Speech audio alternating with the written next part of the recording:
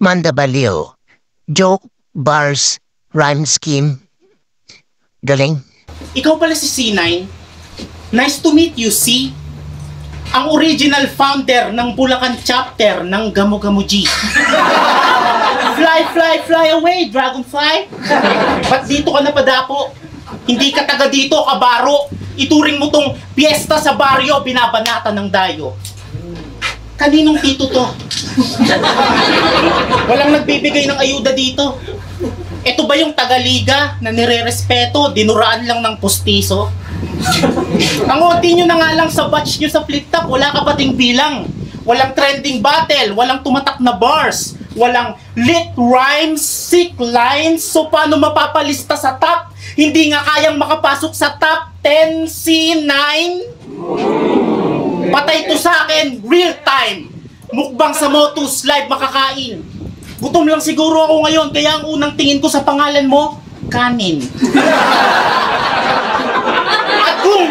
At kung sasabihin mo na, sino ako? Hindi ako kilala.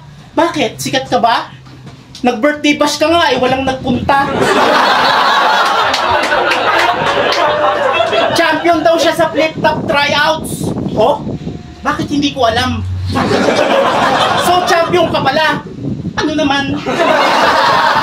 Sa liga, nakisingit, nakisiksik, nakipagtulakan, pero hindi ka pumutok na turing ang taga-Bulacan, subot.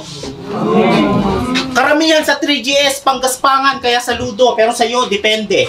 Ang image mo sa 3GS, display, walang shine, walang kuryente. Magpapaalam lang sana ako sa'yo, site, kung pwede. Tapos na ang Pasko, ako nababaklas dito sa Colorete. Wala ka sa akin simpatsya na makukuha. Paano kita re-respetuhin? Eh, nalaman ko, palayo mo sa inyo, luga.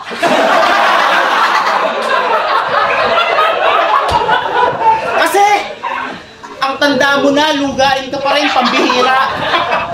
Pag inuutusan ka ng nanay mo, madalas kang tengang kawali na may kasamang mantika. Pati yung mga computer shop sa inyo na lugi, walang kita. Hindi ka na daw pinaglalaro dahil sa luga mong ang daming headset na sinira.